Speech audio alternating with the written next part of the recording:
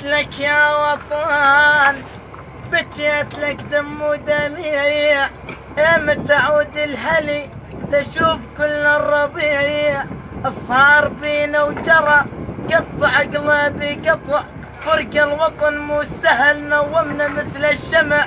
ندعي رب السماء يخلصنا من هالوضيع، الما ابو خير الهل وللناس ما ابو نفي.